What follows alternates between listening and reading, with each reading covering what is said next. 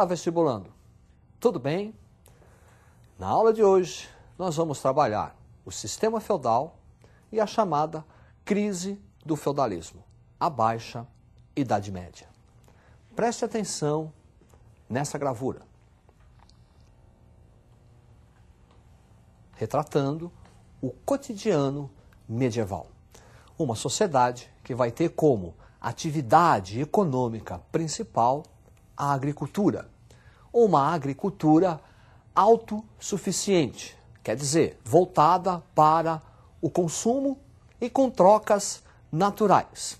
Entenda que por trocas naturais não estamos aqui eliminando as trocas monetárias. As trocas monetárias existiram, mas de pouca circulação, apenas para o comércio a longa distância. Por exemplo, para conseguir o sal, ou a pimenta, ou o cravo. Mas localmente, internamente, as trocas no sistema feudal serão naturais, produto por produto.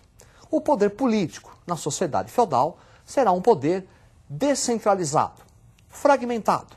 Isso porque a posse da terra é que dá o poder político ao seu proprietário. Preste atenção neste quadro. Feudalismo, economia agrária autossuficiente, com trocas naturais, poder político descentralizado, uma sociedade estamental e o trabalho servil. Sociedade estamental, o que vem a ser isso? É uma sociedade dividida em grupos, em camadas, em estados, estamentos. E cada grupo, cada estamento, possui seus privilégios ou não. Para melhor visualização, preste atenção neste quadro.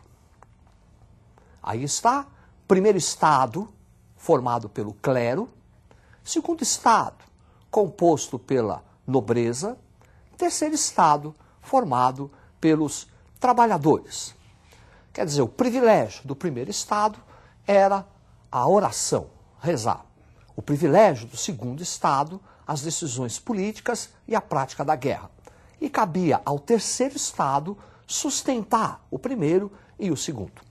Dentro dessa sociedade estamental, vão se estabelecer inter-relações. Relações entre os senhores feudais, relações entre a nobreza, feudo-vassálicas, e inter-relação da nobreza com o terceiro estado, o chamado trabalho servil. Pelas relações feudo-vassálicas, nós vamos analisar melhor, observando este quadro. A terra é o benefício. Aquele que faz a doação do benefício chama-se suzerano. Aquele que recebe o benefício chama-se vassalo. Lembre-se, a posse da terra dá o poder político. Então, em tese, o suzerano, ao conceder uma terra que antes lhe pertencia a um outro senhor, ele está perdendo poder político. Mas em troca, o vassalo, que é o recebedor do benefício, que é o recebedor da terra, em troca, ele deve prestação de serviço militar ao suzerano. Relação feudo-vassálica. A outra inter-relação está relacionada à servidão. O servo é um tipo de mão de obra em meio caminho entre a escravidão e o trabalho assalariado. Ele não é assalariado, pois não recebe nada, mas também não é escravo, porque ele é juridicamente livre. Ele é dono, ele tem as suas ferramentas, ele não pode ser vendido e nem maltratado. No entanto, o servo está preso à terra. E é da exploração do servo, e é da exploração da produção que o servo tira da terra, que o senhor feudal, que a nobreza medieval, tira os seus rendimentos. As obrigações feudais principais eram 3. Preste atenção neste quadro. As obrigações feudais: corvéia, talha, banalidades. Corvéia consistia no trabalho que o servo era obrigado a realizar nas chamadas terras do senhor feudal. Alguns dias da semana, normalmente 5, todo o trabalho, toda a produção realizada pelo servo nas terras do senhor eram de exclusividade do senhor feudal. Corvéia. Talha, o servo, ele estava preso a um lote de terra cedido pelo senhor feudal. A talha é a obrigação feudal que o servo deve ao senhor dessa terra. 50%, a metade do que foi produzido pelo servo na terra cedida pelo senhor, 50% é dele, 50% ele entrega ao senhor feudal. Talha. Banalidades é pagamento que o servo faz pelo uso do forno para fazer o pão, uso do moinho para moer o trigo, uso de estradas, o famoso pedágio. Além dessas relações entre senhor feudal e servo ou entre senhores feudais, nós vamos ter um componente no sistema feudal muito importante. Preste atenção nesta gravura. Já percebeu que vamos falar agora da igreja cristã, a igreja medieval, que será a principal instituição da Idade Média, com enorme poder econômico, enorme prestígio social e enorme poder político. Haja vista que a Igreja Católica será a principal proprietária de terras da Europa medieval. E essa igreja vai se fazer presente em todos os momentos da vida de um homem da Idade Média, desde o batismo até a extrema-unção. Preste atenção neste quadro. Clero secular. Clero secular é aquela parte da igreja em contato com os fiéis, composto por alto clero, papa, bispo, abade, a cúpula dirigente. Baixo clero, que está mais em contato com os fiéis, é o padre, o vigário. E clero regular, mosteiros. Por clero regular, entenda-se aquela parte do clero que não está em contato com os fiéis. Pelo contrário, ela está isolada, resguardada em mosteiros. São as famosas ordens. A ordem beneditina, a ordem dos carmelitas, a ordem dos franciscanos. E no topo dessa hierarquia, quer seja clero regular ou clero secular, está a figura do Papa. Preste atenção neste quadro. É uma gravura que retrata um burgo, uma cidade medieval. Essas cidades medievais começam a ter uma enorme importância a partir do século XI. O século XI é um século importante para o desenvolvimento da Idade Média. Marca o início da chamada crise do sistema feudal. No primeiro momento, século XI é o século do crescimento populacional, por vários motivos. Primeiro, porque o homem passa a tratar a terra de uma maneira diferente. Ele vai usar um sistema novo de atrelar o animal, ele vai desenvolver a charrua e isso provoca um enorme aumento na produtividade agrícola, contribuindo para o crescimento populacional.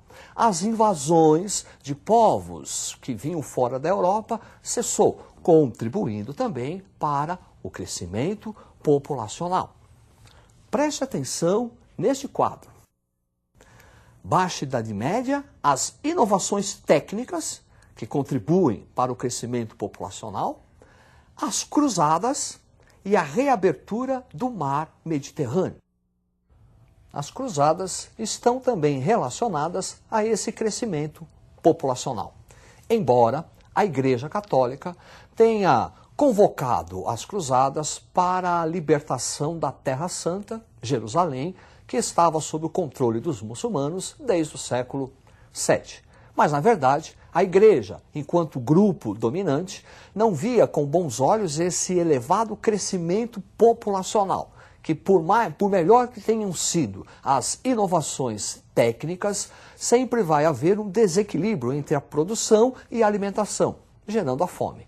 Daí, a Igreja Católica vai exportar a miséria.